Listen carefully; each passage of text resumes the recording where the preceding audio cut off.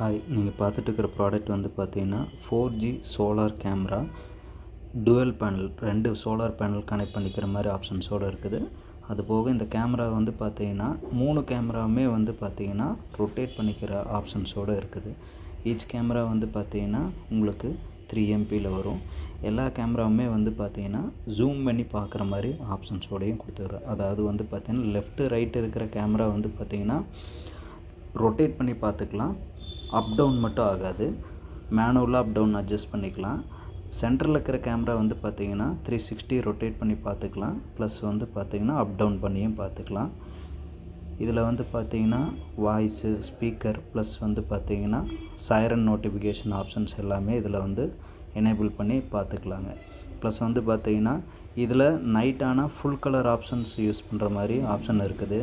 இல்லைன்னா smart AOE option அதாவது ஒரு மினிமம் லைட் இருந்தால் கூட உங்களுக்கு நைட் விஷன் வந்து கலராக தெரிகிற மாதிரி ஆப்ஷன்ஸோடு இதில் வந்து கொடுத்துருக்குறாங்க. டியூவல் பேனலுங்கிறனால உங்களுக்கு பேக்கப்பும் வந்து பார்த்திங்கன்னா கொஞ்சம் அதிக நாள் வர மாதிரி இருக்கும்.